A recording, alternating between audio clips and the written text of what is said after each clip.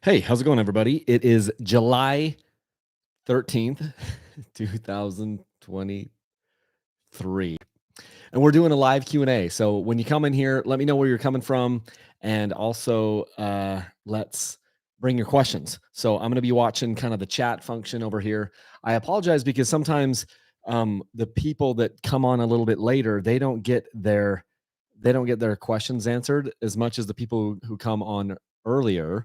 Also, since I don't really announce when I'm doing these, it makes it harder for you to kind of plan. You can't plan because I'm horrible and I didn't even plan. I was like, I've been thinking about doing this for the last few days. And then finally today, I was outside. I was doing like a little bit of a lunch break or whatever. I'd been working on a bike. Oh, I got this pain in my shoulder. Um, Working on a bike, and I'm like, oh, I should do this. I should do a live Q&A. So first question, hey, when is the dirt bike drawing? It's great that you asked that question because I've got in my thing to bring up here, um, just talk about the finalists. Like I don't yet have the finalists for the June sweepstakes. The way it just these things are, there's a lot of red tape that has to go with them. And so the finalists, or I mean the administrators, which I pay to,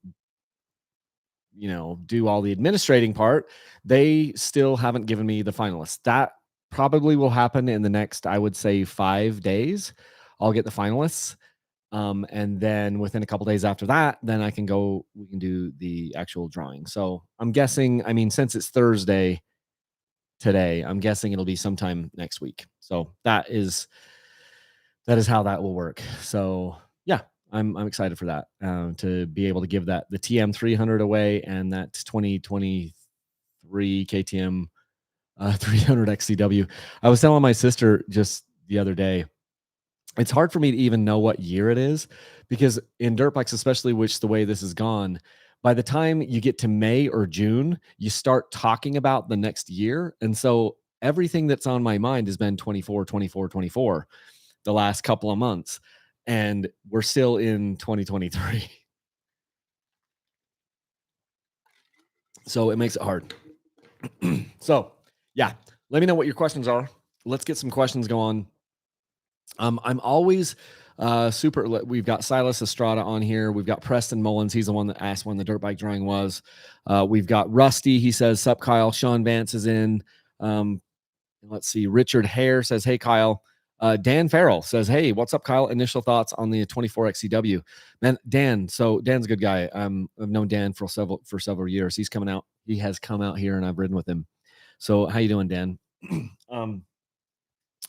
I don't want to spoil it, Dan, because I feel like I've only ridden it one time. So I finally rode it last night, the 300 XCW, which is interesting because I also rode it back in Ohio. And I don't want to like steal the thunder from like a future YouTube video, but since these don't get that much, I mean, there's not that many people on here right now, but this will be seen a few thousand times. How much do I say? Let me just say a couple things. They, for the first time really ever, I can tell the difference in the motor between the XC and the XCW.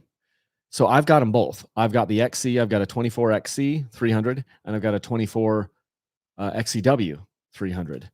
And in the past, I mean, I know they always said, they kind of said that there was a little bit differences in the power. And obviously there were differences in the chassis, and you had massive differences in how they handled and as far as the geometry and stuff, especially on the front end. And then obviously the rear end. I mean, they're vastly different motorcycles. But now they share the same transmission. It's just they have different sprockets on them. So the final drive or whatever is different, but the transmissions are the same. Frames are similar. They can't be the same because of the whole PDS on the XCW, but the motors are definitely different now. Like they're quite a bit. No, it's the same motor, but one of them is oil injected and fuel injected, while the other one is just fuel injected on the XC. You're mixing the gas on the XCW. You're not mixing the gas, but you feel a major difference in the power delivery. And I'm not super excited about that after just riding it for last night.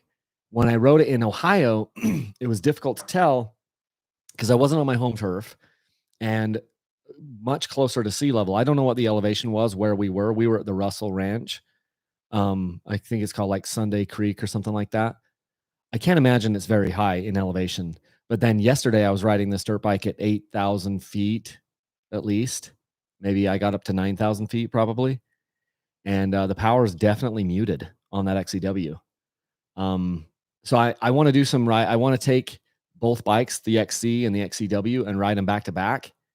But I was like, dang, they have really, and so some guys are going to love that because it's going to be like a more mellow power and it'll probably have a lot of good traction and things, but some of the snap is taken away on that motor. So yeah, that's as much as I'll say right now, Dan. Owen, have you had a chance to ride a Ranger 300? Owen, I got to admit, I don't know what a Ranger 300 is. Huh. I don't know. David, excuse me, David Deming says, any idea what I should set my max temperature at on the fan on my 2018 300XE, the temperature at which the fan should turn on? Yeah. So here's the thing. I typically have put these at about 180 or 190. And I like doing that somewhere in that range. If you put it on at 190, it'll run a little bit less. I know, at least I believe, like even like the ECU controlled fans, like for instance, I put a fan on the 24 XCW and I decided to try the ECU controlled fan. It was cheaper. But it doesn't, you don't get to set where it comes on at. I think it comes on at 190. But I've set them between 180 and 190. I feel like, you get up to operating temperature about 160 to 180. And then, you can just keep the bike running cooler if you do it at 180, but it'll run more. So a lot of my buddies will set that to 190. And that seems to be a good, point there.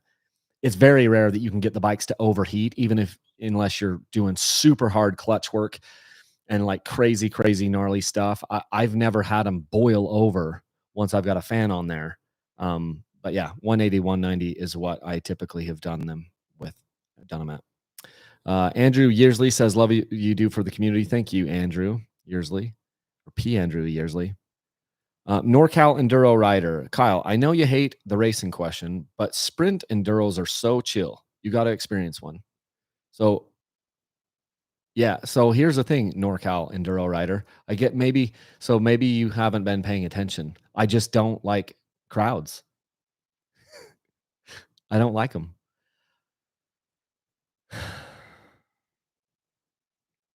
Yeah, there you go.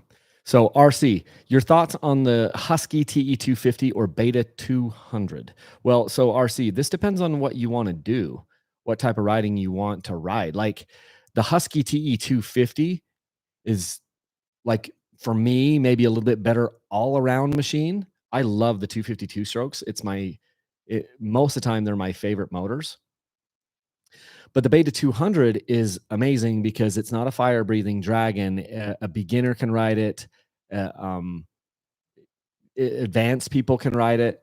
It's better for like teenagers and stuff. It's great for women because it's a little bit shorter and it isn't so in your face with power. So the Beta 200 is one of my favorite motorcycles because it kind of does something that no one else really does right now as far as in motorcycles go. But like, if you said to me, Kyle, you have to ride one bike all year round, and it's because I'm 6 feet tall or whatever, and been riding as much as I have or whatever. Which one would I rather personally own as my primary bike? It would be the Husky TE250.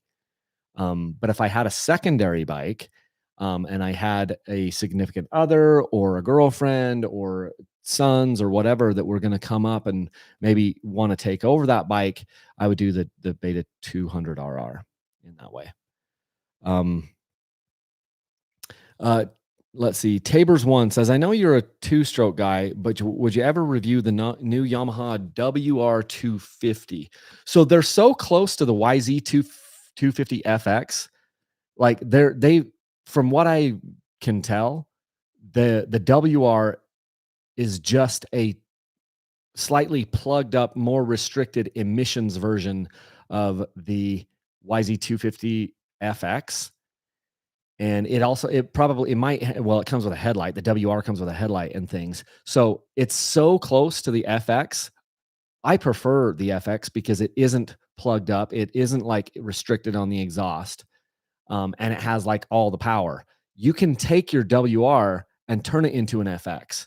It's harder. It'd be, you know, no one would take the FX and turn it into a WR. They might put a headlight or something on it, but like no one's. So that's my answer for that. And the Yamaha YZ250 FX has been my favorite 4-stroke, 254-stroke for quite a while. So yeah, I'm not as interested in the WRs because I feel like I can say, hey, here's the YZ250 FX, and all the stuff would apply to your WR if you took off like the exhaust restrictions.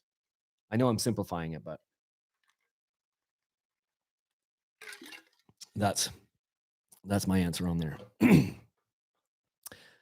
McAllister Erdman, what do you like better, XC or XCW? So this now has gotten interesting because it depends on the year. So from 2017 clear until 22, I liked the XC better than the XCW. And there were times where the XCW got really good, like the XCW in 20 and 21 and 22 and 23 was really, really good. But like if you're saying, hey, Kyle, it's the model year is 2019. Do you want the XC or the XCW? I take the XC for sure. If the model year is now 24, it's harder for me to answer that question. They've gotten, because KTM has, and it depends on really the type of riding that you want to do. I feel like for the type of riding that you kind of see me mostly doing on the channel, the XCW now in 24 and in 23 and 24, the XCW actually makes a little bit more sense than the XC. And a big part of that is because what they've done with the XC is they have made it more similar in certain ways to the motocross bike. One of the big things is the stator. The stator on the 24 and the 23 XC is nowhere near strong enough to power really anything. You can run the dang thing dead with just a fan. If you can't run a fan and a light at the same time, it doesn't put out enough wattage, whereas the XCW does put out enough wattage in all of those years to run extra accessories like headlights and fans, radiator fans. Radiator fans aren't that critical if you're not going slow. Like if you never get into first gear, if all you're riding is second gear, third gear, fourth gear, you probably would never need a radiator fan. But if a significant chunk of your riding is slower, more technical stuff in first gear, you probably need a radiator fan. And your XC, I mean, you've got to do some crazy stuff, getting the stator rewired, and I don't even know, it's hard to do. A lot of people have not been able to get enough output out of their stator, even with some aftermarket help on the 23 and 24 XC bikes, to even run a radiator fan. So in that case, it almost negates me from being able to say it would be my primary bike, because it couldn't be, because if I went on a nastier ride or something, I'm overheating the bike and I can't, put a fan on it. So if it's an older model, 2017 through, we'll just say 22, I would take the XC. It had it had a great stator on it, and it even had like a capacitor in the bike so that if the battery was dead, you could bump start it. Weird thing is, even to this day now on the XCWs, they don't have stators. Not a stator. That's not what I'm trying. A capacitor. The XCW doesn't have a capacitor, meaning if the battery is all the way dead, it won't even bump start, which is weird because the XC does. It will bump start. It does have a capacitor. Weird stuff. So it's kind of interesting. Dan Clare. Hey, Kyle, are KTMs really that good? There are plenty of fanboys and haters, but these bikes continue to seem to be the standard by which all others are judged. What are your thoughts? Dan, thank you for asking this question. There are a lot of haters for KTM, but let me just say this. They are the standard by which all the other bikes are judged by. And I know this because I don't care what bike I buy. If Beta made a better motorcycle than KTM, if Sherco made a better motorcycle for what I'm trying to do, if Yamaha made it, Honda, I would buy that. I just want to buy the best thing for like off-road enduro, single track riding. I just want the best, and I'm buying them all. No one's giving me a deal on these bikes. I'm buying them all at my own expense out of the business account. I keep buying the KTMs because they are the best all around package. Now, that doesn't mean that Beta isn't an awesome motorcycle, and it doesn't mean that the Sherco isn't an awesome motorcycle. But overall, the KTMs have the most polish and the most balance. They're not perfect. KTM does stuff that just irks me so bad. And that, so they'll make some improvements to one thing, and then they'll be worse on other things. But overall, they are, like, for instance, just like I got on here saying, when Dan asked the question about the XCW, and I feel like they've kind of like detuned the XCW right now to maybe make it easier for some people to ride. I don't necessarily love that. I'd rather have it have all the power that the XC has. So I don't necessarily agree with that. I can see why they did it, but now there's going to be a bunch of people probably that are trying to put more people that are trying to make the XCW get that snapback by maybe high compression heads or different things or different ECUs with different maps and all this stuff. So I don't say that their KTM is not perfect, but they are better, and they're putting more R&D into this than all the other. I think, I don't have the numbers on this, but I think they're putting more research and development in than all the other manufacturers combined. And it makes the Shercos better, it makes the Betas better, it makes the TMs better, because they have this standard of which to get to. And so, yeah, there, it is the best motorcycle. Like, it's the best. It just is. That doesn't mean Sherco sucks, and it doesn't mean Beta sucks, and it doesn't mean TM sucks, and it doesn't mean your YZ250X sucks. None of them suck. They're all good. But just straight up, over the time I've been doing this since 2012, and it's now we're in 2014 model years, they have been the best off-road motorcycles. I'm not prepared to say that they're the best if we're just talking motocross. If we're talking four strokes and motocross, I don't say that. KTM doesn't have a significant edge over Yamaha or Honda or Kawasaki. They're all really good. And if I'm going to get a track bike, which one would I take? I take the Yamaha. If I'm doing a four-stroke 250 to go ride on the tracks, I don't take the KTM. So it's just in this off-road two-stroke world. Yeah, KTMs are that good. And then the other thing that's frustrating is like, oh, but it's so expensive. They're no more like like I just bought a TM that was just as expensive. The Shercos that I bought recently have been just expensive, if not more expensive than the KTMs. They're all expensive bikes, but they are the standard by which all the other bikes are being judged. So Dan says he's on the way to ride the Climb Cow Tag in Idaho. That's pretty cool. Yeah, I haven't done the Climb Cow Tag for a long time. Let's see. Raju, what's your take on them? You're going to ride one someday. Yeah, probably. Raju's not the one. Raju is I know I should know this. This is the problem with doing these things live. Sometimes people are like, "Oh, Raju." So I think this is the one that has the gas. Is Raju the one that bought the gas? Yeah, it's the gas legacy. Yeah. So they took the gas legacy, that what gas was doing before KTM bought them. And yes, it's interesting-ish to me. I almost bought a gas and then and then KTM bought them, and then I was like, I don't know. So, but here's the other problem with Raju. I've never even seen one on the trails. So I'd have to find out where a dealer is. And it's just, here's the thing, like, it's not that interesting to me, especially where it's like, I don't know. I should probably keep my mouth shut. But yeah, it's definitely, it's not a Chinese bike. Everybody asks like, hey, what are they called? They're called I can't even think of it right now off the top of my head. But I'm not interested in reviewing the Chinese bikes. But the Reiju, yeah, we may do that someday. Oh, it was okay. The Reiju Ranger. Okay, so this is why. So he had asked before. Okay, the Ranger. Okay, so it was the Raju Ranger that he was asking about earlier. This is who was it? Owen was asking for this. If I did a Raju, I would do the straight up all the way. It would be probably the would it be the MR Pro? Yeah, I think it'd be the MR Pro. I wouldn't need the 6 days version. They have a 6 days version, an MR Pro, an MR Racing, and then the Ranger. The Ranger says lower seat height, user friendly power. You can see like the pipe is. It looks more like kind of like a Beta X trainer, which I'm not super into. So if I did a Reju, it would be the MR Pro. Probably is what I would do.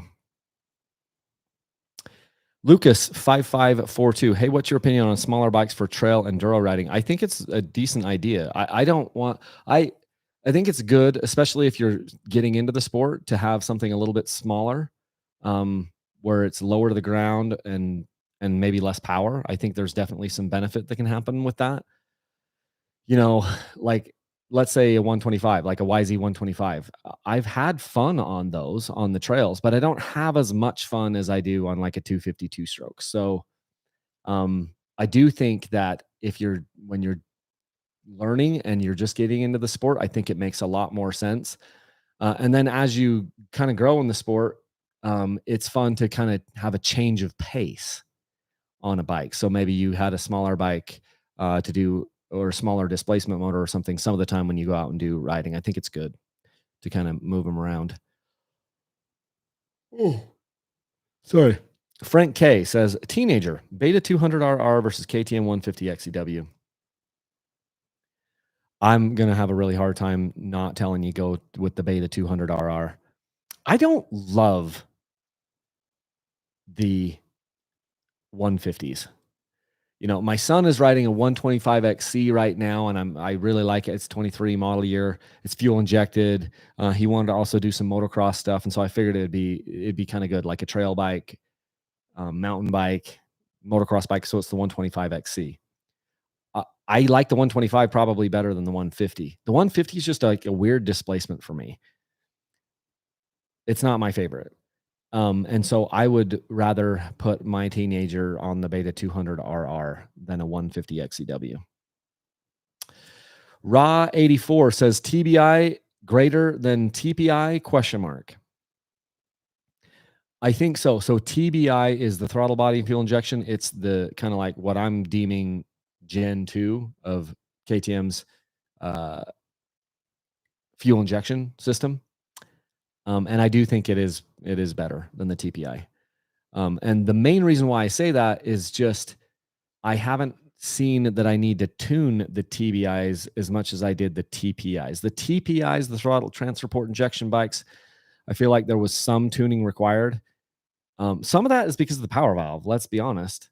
Um, but now in the TBI, the throttle body injection motors, they seem to run amazing right out of the box without really any tuning. Well, I haven't tuned one at all, so I think that they're great.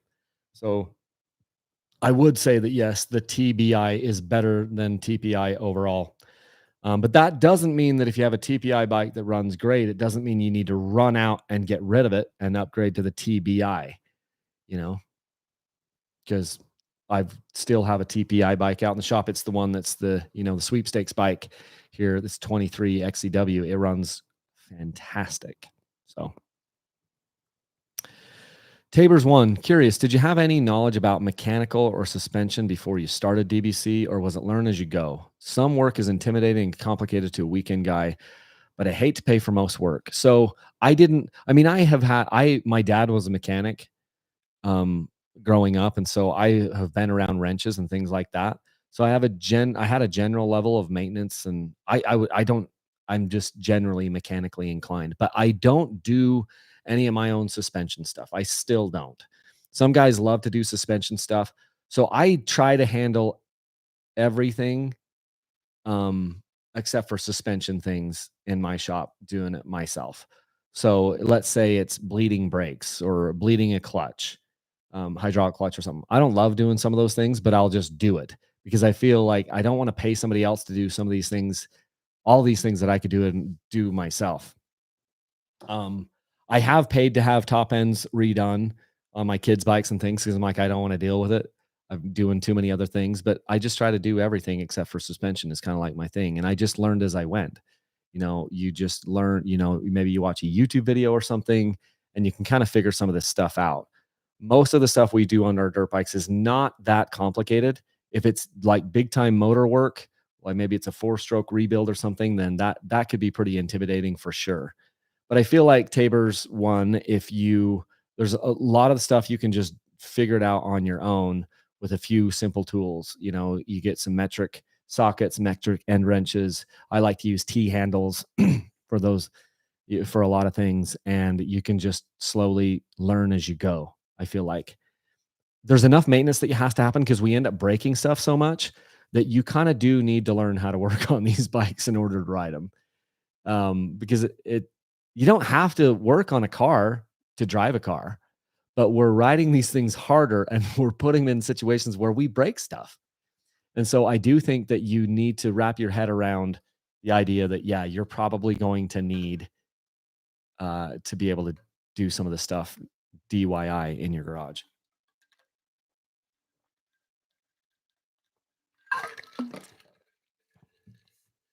Let's see. NorCal Enduro Rider. An enduro race is very much an individual race. Every 30 seconds, a rider leaves. You have very much time to enjoy areas you can't ride. This is that's probably the best argument people have given um, about racing is that like, hey, you go to these enduros and it's just, yeah, but there's 300 people at the enduro. So you're missing the point, NorCal Enduro Rider. I don't like crowds. I don't like going where there's a shit ton of other people. Sorry to swear, but I feel like sometimes I just have to like get it out there. So you're missing the point. When people are begging me to go race, they're missing the point of I don't like to be around crowds of people. And usually if I see 300 people going one way, I go the other way. That's just how my personality is. So there you go. Shagbark Outdoor says I just picked up a 2017 KTM 300 or 2017 KTM XC. Doesn't say what displacement. That was the bike that made me. Well, no, I got a 2015 XC and I fell in love with the XCs then. But my 2017 250 XC might have been my favorite 250 ever. That one or the 2018. It's so great, so great.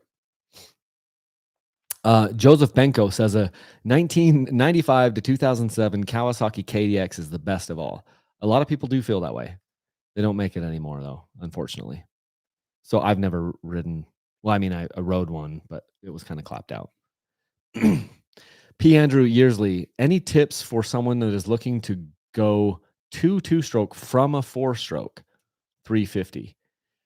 Yeah, just know that your brakes are for slowing down and the engine is for speeding up. A lot of people feel like one of the biggest challenges that people have when they've been on a 4-stroke and they're moving to a 2-stroke is there's no engine braking and they've gotten used to the engine braking. And so then they feel like they're a fish out of water and they like blow through corners or whatever because the bike doesn't slow down very much. It slows down a little, but it doesn't slow down as much when you roll off the throttle. And so I just know that going in, engine braking is probably going to be a transition for you. The way that I try to combat that when I'm riding 4-strokes is I try to remember that my brakes are the only thing that are supposed to slow me down, and I'm not trying to chop the throttle on a 4-stroke and get that engine braking. But you might have been doing that already, probably. So that'll be the main thing. Jacob Martin, have you tried an X trainer in very slow technical terrain? I've ridden a couple of X trainers here and there. It's fine. It's a fine bike. I just don't want a detuned 300. I don't want a smaller frame. I just want the full size motor. I mean, it's full size motor. I want the full power on the motor and I don't want a smaller frame. So that's my biggest problem with the X trainer. It's kind of like a combination between a trials bike and an enduro bike. And I'd just rather have a full on enduro bike. But some guys super, super love them. And if you're one of those guys, that's cool. It just doesn't interest me as much. Journey to be present, Kyle. Great non-biased content. Definitely always worth the time to watch. Thank you so much. Ben says, I would say that in motocross now, KTM and Husky is the only way to go for two strokes at this point in time. Well, I mean, yeah, there are, yeah, but most motocross isn't happening with two strokes. So if we're doing off road, I'm saying KTM and Husky, well, and Gas, they're the best. In motocross, I'd rather probably have a Yamaha. I'm out of water. I've been drinking so much. It sounds like there's stuff in there, but it's just ice. Ronnie Calhoun says it's only going to get worse with all the EPA restrictions with off-road toys. Yeah, we do have an issue. Kellen Peterson, where did your son race? We did the mini MX race here at Jordan River OHV in Utah. Cruz Trevino, when are you supposed to head to Italy? So, okay, I can, good question. I can talk about it now because it is official. So I got invited to the Gas. It's called like their festival or something. So I am going to Italy at the end of the month here. So yeah, it's super cool. Trying to find the email that talks about it. It's somewhere in here. I don't know where it is. Okay. The Gas Spice It Up Festival is what's happening. So it's happening in Italy. And it should be pretty stinking awesome. Just pulling up the PDF here. Yeah, thank you for inviting me over, Gas. That's awesome. It's going to be, well, it's in Italy. It's in some place I can't pronounce, but it's in Italy. So it's going to be a lot. It's going to be a lot of like travel. It's going to be brutal. Like it's going to be brutal travel to get over there. But I can't. I mean, I was like, yeah, I got to do that. So because one of my goals has been throughout this process is to ride dirt bikes on. Well, I would say every continent, but I don't know. I want to ride dirt bikes on multiple continents. So that'll get me into Europe. Hunter Sherwood, what are your thoughts on Christini bikes? The only thing I know about a Christini is it's a two-wheel drive bike. I don't know, man. I don't know. I don't know. I think it would be kind of interesting to ride, but I don't know if it would be that fun to ride like all the time. What's your thought on a two-wheel drive motorcycle? I don't know. Let's see. Yeah. Balaj H says, hi, everyone. Hi, Kyle. No questions this time. I'm not even a trail enduro rider, but I do love the channel anyway. Keep up the good work, even if I know your life hasn't been easy lately. Yeah, life has been in this. It's been hard for a long time now. But I don't want to get into that. Ronnie Calhoun, what about the KLX 300R? The KLX 300R does not interest me. It's not these bikes. I just want to pull one up. Here's the thing. One of the problems we have in our sport is that we either have full on crazy race bikes or we have bikes that are like really mellow trail bikes. And there isn't really a lot of middle ground. Beta 200 is probably the best example of a middle ground where it's not like a full on crazy race bike, but it's also not like a just trail bike, go check the water type thing. I'm a farmer and I'm going to put on my welly boots and go check the water. They don't have the greatest suspension. The 300, it is better than some of the other bikes out there, but I don't know. It just doesn't interest me. It's too detuned. It's not performance enough. It's better than like say like a Honda CRF 250F. But it still doesn't interest me. I've seen them in person. I'm like, that doesn't interest me. Dale Holmes says, riding the sand that we have here in Michigan, would you beat yourself to death in no time on a 125 two-stroke? So I haven't ridden in Michigan, Dale. I don't know what you're talking about, but let me just say this. Yeah, if you have deep sand and 125, you're going to be working really hard. You're going to be working the clutch really hard. Um, and so if you want to learn how to like squeeze all the ounce out of, squeeze more of the power or every ounce of power, I shouldn't say that because there's always more you can squeeze out of these bikes. But 125s in the deep sand are not my favorite. They just aren't. So there you go. Have to learn. Can I have a giveaway bike? I can leave so if now. I can leave now if so. I don't know. We don't have the finalists yet, so we'll have to see. But I can't just give it to you. There are rules and all the things that apply here. Owen, what are your thoughts on the 2008 to 2016 KTM 300 XCWs? A newer bike is a bit out of the budget at the moment, and I'm looking to get into a two-stroke. These are great motorcycles, Owen. I owned a 2012, a 2014, and a 2015 300 XCW. Well, I don't know if I owned a 2015. I owned a 2012 and a 2014 300 XCW. They were great bikes. It changed my life. And they didn't make a lot of changes between 2018 and 2008 and about 2016. They made some things, but not a lot of changes.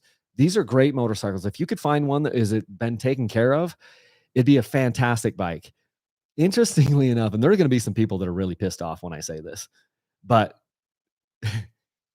when I ride betas and sometimes when I ride Shercos, it's almost hard for me to not say this feels like a 2015 KTM 300. So they're not that far off. And I don't want people to blow up when I say this, but if you gave me the choice between a 2015 KTM 300 XCW or a brand new Sherco, I might take the 2015 KTM. And the reason why is they're both going to be carbureted. I'm going to have to revalve suspension on both of them. But on the KTM, I'm going to be able to have a shiz ton of aftermarket parts, more so than I can on the Sherco. So I do think that if you can find a 2018 to 2016 KTM 300 XCW, that is a really good way to get into this. It will vibrate about the same as a brand new Sherco. It'll vibrate about the same as a brand new Beta, even though they're supposedly counterbalanced. But yeah, my least favorite KTM in that range would be the 16. And the reason why is they made a monumental leap between 16 and 17. It's a gargantuan leap, especially on the motors. They changed the position of the starter motor. They changed it. Now it became counterbalanced for real. So I would shy away from a 2016 just because you're so freaking close to like this monumental awesome change in the 2017 model year. That I would probably shy away from a 2016. I'd go for a 2015, 2014, 2012, and they're great bikes. So yeah, great option to do. Okay, let's see. McAllister Erdman, what would be a better all-around bike, a KTM 350 XEF or a 250 XC? For me, this is an easy choice. I take the 250 XC because it's two-stroke. It will lug better. And so the two-stroke, the 250 XC will do better in the technical, slower terrain, where the 350 XEF will be awesome as long as the speeds are fast or whatever. But those 350 XEFs flame out / stall very easily in the low RPMs. And it's so frustrating to me. There's very few things as frustrating as how fast some of these four strokes will flame out. If you're on a motocross track, you wouldn't have the problem, but if you're going to do all around riding, I say the two-stroke is a little better suited. So I would take, for me, the type of riding that I'm going to do all around. Would I rather have a 250 XC, which is a two-stroke, or a 350 XCF, which is a four-stroke? I take the 250 for sure. BMW Fire says, hey, I'm looking to get a 21 YZ250F. It's listed at $5,500 US. Is that a good price? I don't know, for a couple of reasons. It sounds like you might not be in the United States, and I don't look at a lot of used bikes. And this is a motocross bike too. So I don't know if that's a good price or not. And I mean, it's if it was here in the US, it sounds like it might be a good price because everything, all the used bikes went up so much. But the motocross bikes are cheaper, so I don't know. I'm uncomfortable. If somebody else knows, um, maybe answer his question, because I don't know the answer to that for sure. Trent Scram says, "What do you think about the Air Striker Kean?" I haven't tried the Air Striker. This is like a different carburetor. You know what's interesting, Trent? So I was talking with the KTM guys when I went to that off-road thing, the off-road launch, and of course, like the story that we had been told, and I think there is still truth to it, is one of the main reasons why KTM went to fuel injection on the two strokes is because they had to meet emission standards in Europe. And that is true. But like I was talking to the guys in North America and they said, hey, well, yeah, that was true for Europe, but we didn't have to do fuel injection here in the United States, and we still don't. They said the bigger reason why they went away from these carburetors is because Kian could not guarantee the number of carburetors they needed. And McCuney, so they went to McCuney, but McCuney couldn't guarantee the number of carburetors they needed, and they were really expensive. So the carburetors is an expensive part of that motorcycle, and they could develop the two-stroke technology and do a throttle body on those bikes for way cheaper than they could do these these carburetors. So you're asking about this Air Striker Kean carburetor. I've never really was that interested in doing it because I was like, if I'm going to do an upgrade on a carburetor, I think I'll do the Electron or the Smart Carb, which is a more of a self-metering carburetor, where the Air Striker isn't. And so the Air Striker might be a really good Kean carburetor, but my thoughts are if you're going to try to, make a carburetor less work or whatever, let's do one that self meters more, like the Electron or the Smart Carb. Let's see. Swamp Picker says, I know they would love, let's see. I know they would ride on the last rows in an old school enduros. Now they're in sprints. I don't know what the context there is. Vladak, it's Vladik Jasikov. Sorry. Vladik Jasikov says, hey, I'm looking for a second bike and I'm on the fence of getting a YZ 250 FX or a X250 XCW. Any insight on which might be better for trail riding? Okay, so I don't know which is your second bike, so I would rather know what your first bike is. However, you say which is better for trail riding. I mean, the XCW is probably better for trail riding because a lot of times trail riding ends up getting slow and technical. I've had a crap ton of fun. Sorry, my phone's going on. I've had a crap ton of fun on a YZ250 FX on certain trails, but other trails, the suspension tends to be a little bit stiff for a lot of trail riding, and the motor can tend to want to stall on trail riding. Whereas the XCWs, typically they're softer suspension, which is better for trails, and they don't stall, which is better for trail riding. So there's your answer on that. Trent Schramm says, I'm looking to soup up my 03 CR125. Any suggestions? I mean, you'd probably need to bore it out and make it a little bit better, turn it into like a 140 or something in order to soup it up. It also may just need a new top end. I don't know, Trent. If your compression is down, going with a new piston and rings may soup that up as well. Dustin Vagades says, with the latest crop of dirt bikes being so good, what future advancements in technology excites you most that could make its way into the genre of bikes? We are seeing traction control, quick shifters, etc. Man, that's a good question. I haven't really found that traction control is that great. I don't know. Quick shifters, I don't think is really a thing because I don't even use the clutch when I'm shifting most of the time. So I don't know how that gets faster. I mean, quick shifting is good if you just want to roll on the throttle, stay on the throttle, and then just click the thing up. But is it that doesn't really excite me. I tried the quick shifting thing on the 450 XCFW in Ohio. And I mean, the thing that they're talking about is like, look, if you were in a motocross race at Glen Helen Raceway and like you go up the start straight and it's just like straight up this big hill, then you don't have to let off the gas. It might be a little bit of an an advantage there. But most of the other places in trail riding, I don't think quick shifters really matter. I don't know, man. I don't know. And I don't know if electric bikes can ever get there to do what we want to do on trail riding. I'm gonna have to think about that a little bit.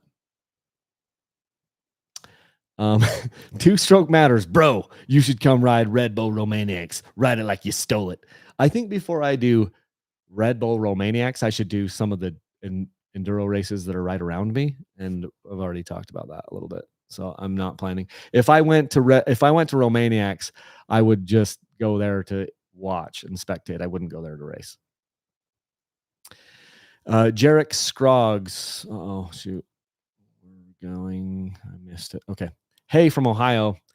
It's Jarek Scroggs. Hey from Ohio. Would you rather wait to buy a bike that needs suspension tuning or wait till you have enough to get a bike? Let me read that again. Would you rather wait to buy a bike that needs suspension tuning or wait till you have enough to get the bike and suspension work done? I don't understand the question.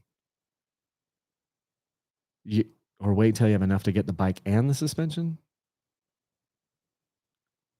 I don't understand that question for sure, because it sounds like you'd have a bike that needs suspension, or wait till you have a bike that needs suspension work done. Either way, you got to have suspension work done. So I don't fully understand that question. Um, I do think it's good for you to get a bike now. If you get a bike that you can afford, and even if it does need some suspension work, then just start saving up for it. I don't know how else to answer that. David Deming, how would the Yamaha YZ250X with E-Start rank? I know you really like the bike, but the lack of E-Start is a deal breaker. It is for me. This is the reason why I haven't done it again.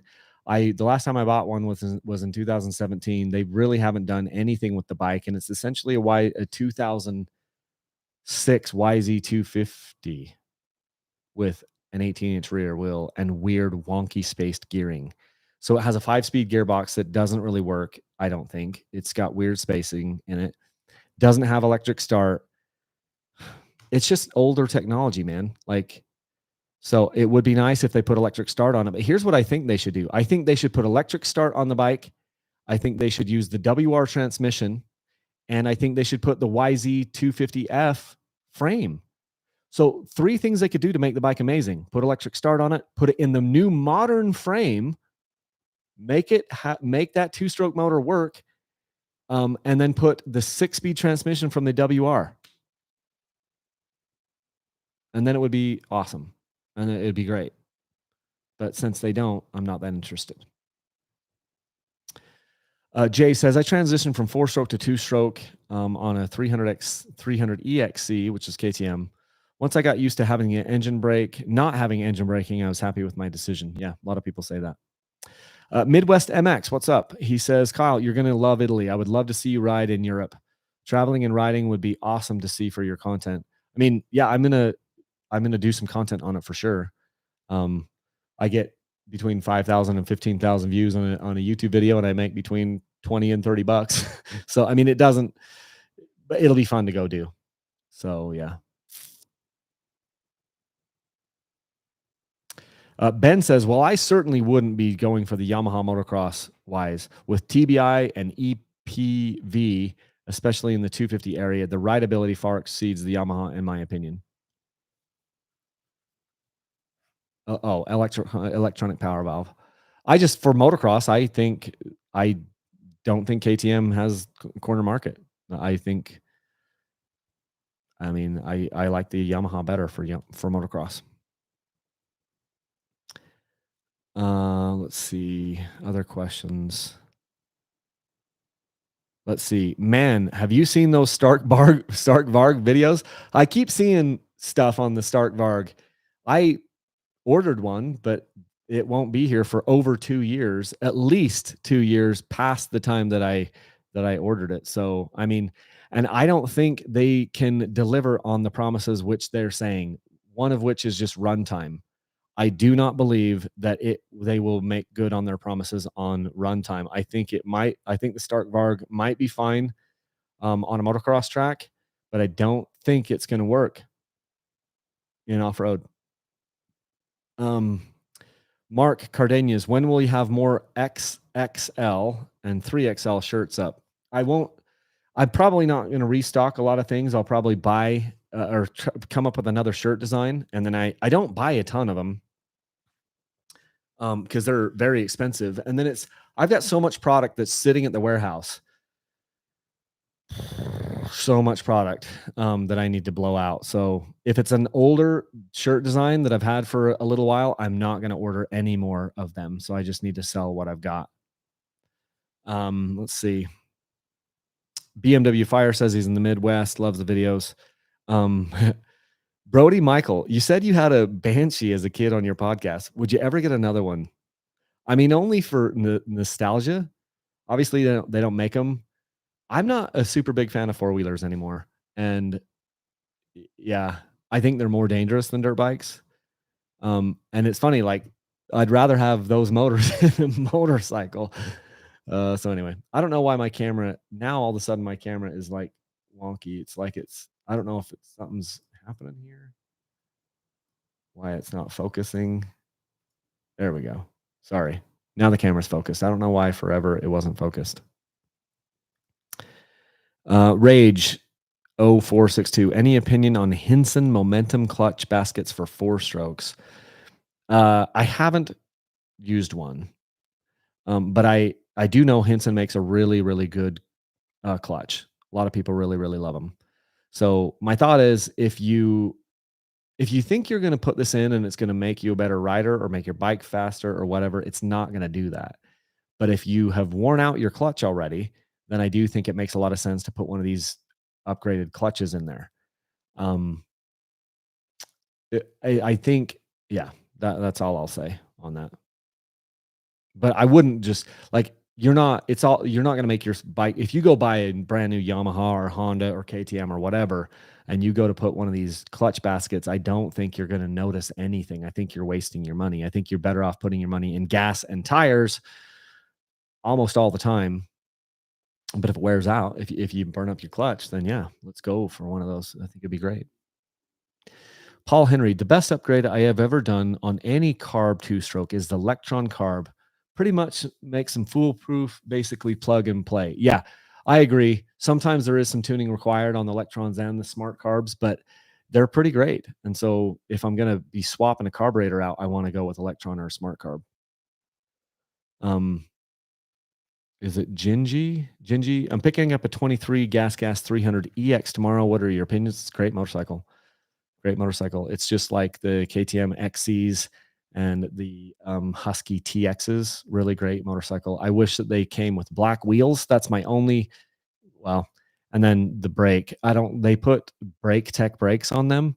Here's another thing I found out from the KTM guys. The reason why they put brake tech brakes on like the Huskies and the gas gases, and it isn't on all of them. Like some of them do get Brembos. It's because Brembo can't supply them with enough brakes. So they put their Brembo brakes on KTMs and then some of the Huskies. And then they put brake tech on all the other models, like the gas gases. On the rear, I don't think it's a problem. I do feel like there isn't as much braking power on the brake tech brake for the front. And so I prefer the Brembo brake, but that I'm nitpicking there. Other than that, your bike is awesome. Your gas is going to be amazing. And if you're coming from just like a Nissan brake, you may never even notice. It's just I notice it when I'm coming over from a Brembo brakes. Let's see, man, we've been going for almost an hour here, so I'll just do another couple questions. Thanks for all the questions, by the way. Still got 111 people in here, 53 minutes in. That's great. Jordan P, how are the spring forks on the 24 KTMs compared with the Air? I was one of the people that kind of liked the Air fork. One of the things I liked about it was lightweight, and then I could run different pressures. So if I was going on a slower ride, I would run lower pressure. If I was going on a higher speed ride, I'd run a little bit higher pressure, and they seem to work pretty well for me. But these spring forks just seem to be more predictable with less deflection. It does feel, I kind of do feel maybe, and maybe it's just me knowing that the bike's a little bit heavier, but I kind of do feel like it does make the bike feel, I don't think they feel as light and agile, but I also didn't think the 23 XC bikes felt super light and agile. And riding this XCW last night, I don't think it's like, doesn't feel super agile like the old XCWs did. It feels good, but I do think it's the best out of the box fork for enduro riding slash trail riding that I've ever done, that I've ever had. The only one that I would say is close to it, and the people are going to go kind of nuts on this one. I had a 2019 Beta 390RR. It was a race edition. And in that year, or was it 2018? I think it was 2019. In that year, they used a Sachs fork. It was frickin' dynamite. It was so good. I was like, and it was a spring fork or whatever. And I think that it's between that one that only existed on a Beta 390RR race edition, and then the next year they went to KYB race edition. Worst fork I've ever had as far as in its stock valving. But these new KTM spring forks, the exact spring fork, is freaking good. It's really good. It's a little bit softer on the XCW, although it isn't as soft as I thought it was going to be. So it's not as soft as the XCW has been in the past, at least in the initial part of the stroke. But I think overall it's going to be better through the mid part of the stroke and deeper into the stroke. I don't think as many people are going to blow through the stroke. So I do think it's an improvement. And I'm pretty happy with it. So let's see.